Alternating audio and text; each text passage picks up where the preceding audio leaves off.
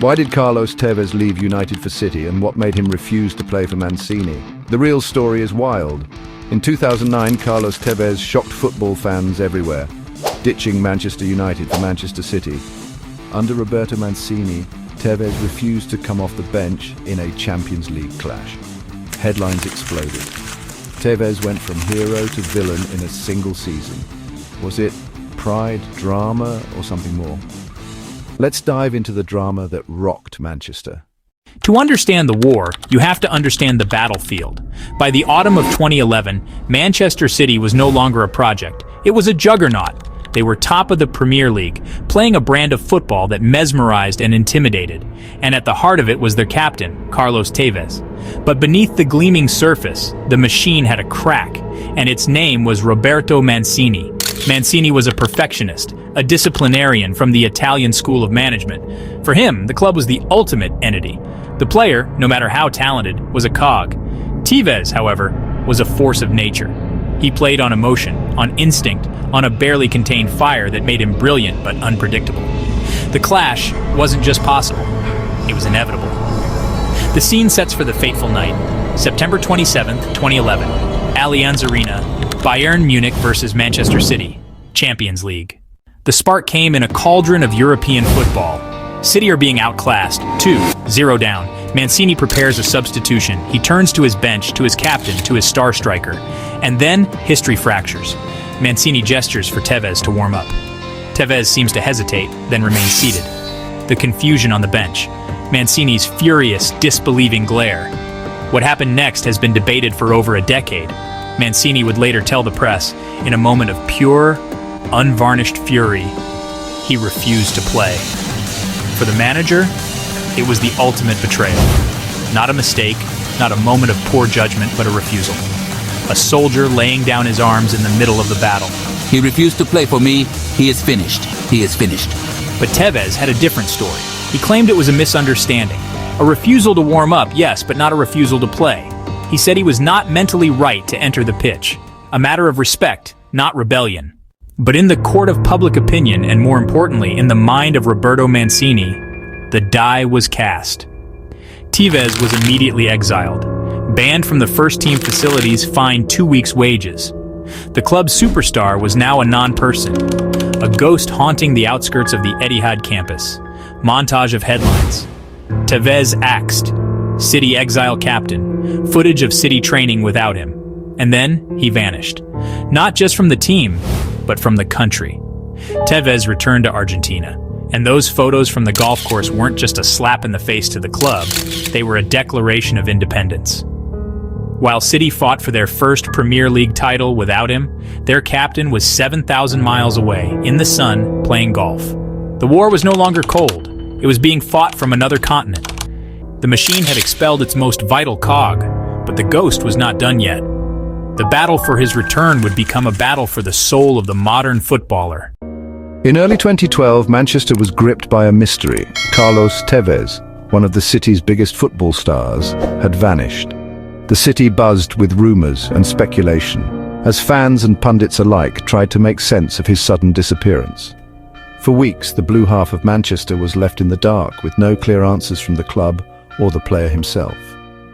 After a public fallout with manager Roberto Mancini during a Champions League match in Munich, Tevez disappeared to Argentina, leaving his club in the middle of a title race. The confrontation was broadcast live, shocking supporters and igniting a media firestorm. Suddenly Tevez was thousands of miles away, his future with Manchester City uncertain. He wasn't injured or on loan, he was simply gone, playing golf while City fought for glory. His absence was felt not just on the pitch, but in the locker room, where his presence had once been a driving force. The team pressed on, but the shadow of Tevez lingered. His absence became a gaping hole, fueling endless speculation. Every day brought new headlines, wild theories, and heated debates about whether he would ever return, or if he even should. Then, out of nowhere, he returned. The news broke suddenly, catching even the most dedicated fans off guard. The city braced itself for what would come next. But this was no hero's welcome. His arrival at Manchester Airport was tense, the atmosphere thick with suspicion and betrayal. Cameras flashed, reporters shouted questions, and the crowd's reaction was a mix of curiosity and resentment. Once the heart of the team, Tevez was now an outcast. His relationship with fans and clubs soured by public disputes and transfer requests. The dressing room, once a place of camaraderie, now felt cold and distant. The love affair was over. His return felt more like a legal obligation than a chance for redemption. The club and player were bound together by contract, not by trust or affection. The club that once celebrated him now saw him as a disruptive influence. Boardroom discussions grew tense, and supporters questioned whether he could ever be forgiven. The stage was set for an awkward, high-stakes reconciliation, with the title race intensifying. Every match, every point, now carried even more weight, and the pressure on Tevez and the club was immense. This wasn't about forgiveness, it was about business. The club needed results, and Tevez was still one of the best strikers in the league, no matter the controversy. Could a burnt bridge still carry the weight of City's ambitions? Or would the scars of betrayal prove too deep to heal, just as the season reached its most critical moment? City's title challenge was faltering, and Tevez's value was plummeting as he sat out in Argentina. The club tried to sell him, but no one wanted a match-unfit, controversial star at City's price. Both sides were losing, Tevez forfeiting wages, City paying for nothing. The standoff hurt everyone, forcing a cold, pragmatic negotiation. Lawyers and executives, not coaches, led the talks. The goal: protect the club's investment and stop Tevez's financial bleeding. Mancini, feeling betrayed, had declared Tevez finished, but the owners needed their asset back on the pitch. The result, a fragile compromise. Tevez could return, but only on the club's terms. It was a marriage of convenience, not affection. Tevez returned to training, but not to the team. He was isolated, working alone under the watchful eyes of the media. The tension with Mancini was palpable. The two barely spoke. Mancini demanded Tevez earn back trust, while the squad watched, wary of disruption. For Tevez, it was humbling. Once a star, now a sidelined figure. For Mancini, it was a test of authority and balance. The truce was uneasy, the dressing room atmosphere tense. It felt less like a reunion and more like a ceasefire in a long, bitter war. Mancini's condition for Tevez's return was clear: a public apology. For Tevez, proud and stubborn, this was a bitter pill. He claimed the Munich incident was a misunderstanding, but Mancini wanted a show of contrition. The result was a carefully worded press conference. Tevez apologized for the situation, not his actions. It was enough for the club, but hollow for fans and manager. Mancini accepted it, knowing it was a means to an end. The apology unlocked the door for Tevez's selection, but didn't heal the rift. Both sides moved forward, united only by the goal of winning the league. The conflict wasn't over, just paused. The alliance was tense, pragmatic and temporary. On March 21st, 2012, Manchester City faced Chelsea under the bright lights of the Etihad, trailing 1-0 in a match that could define their season. The stakes were sky-high, with every fan in the stadium feeling the tension. With just 20 minutes left on the clock, the fourth official's board lit up with Carlos Tevez's number. The stadium buzzed with a mix of anticipation, anxiety and disbelief. Nobody could ignore the drama unfolding. Boos and cheers mingled in the air as Tevez stepped onto the pitch for the first time in months. Every movement and touch scrutinized by thousands of eyes, both hopeful and skeptical. He looked rusty at first, his touch uncertain, but then in brief moments, flashes of his old energy and determination began to shine through, hinting at the player he once was. The rest of the City players had to quickly readjust to his presence, while manager Roberto Mancini watched tensely from the sidelines, fully aware that his own reputation and future at the club were on the line. Fans in the stands faced a real dilemma. Could they set aside past grievances and forgive for the sake of victory, or would old wounds linger even as the team pushed forward? As the minutes ticked by, Tevez's influence on the game grew stronger. He drew defenders, created space for his teammates, and began to look like the catalyst City desperately needed. The initial awkwardness slowly faded, replaced by a growing excitement as fans realized the impact he was having on the match. The boos that greeted him at first disappeared, swept away by the deafening roars of celebration, as City found their rhythm and hope returned to the stands. In football, results matter most. Principles and past controversies often take a back seat when the final whistle blows and victory is within reach. The comeback was undeniably awkward, filled with tension and uncertainty, but it was happening right before everyone's eyes, a moment that would be talked about for years.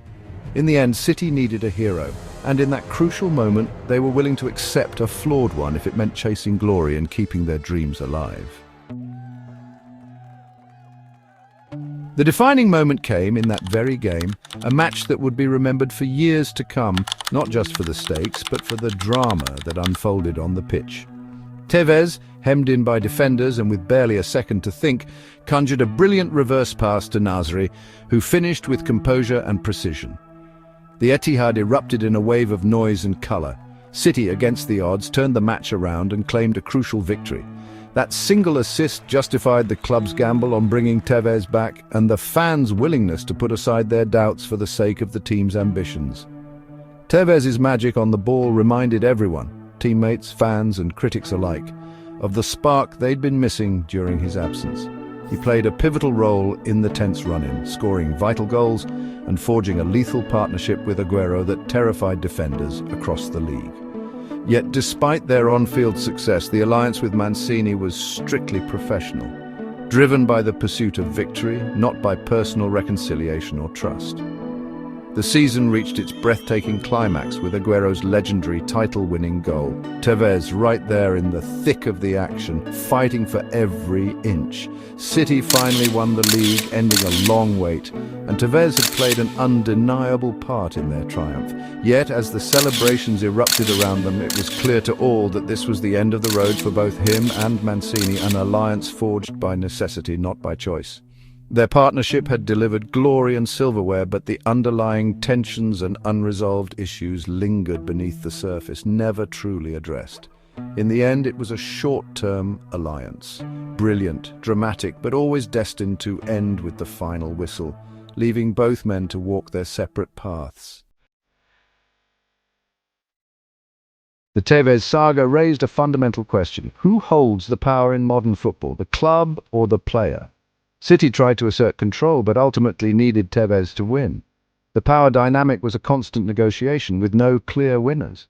Mancini demanded discipline. Tevez knew his value. Both compromised for the sake of victory. The episode exposed the fragile nature of loyalty and authority in football.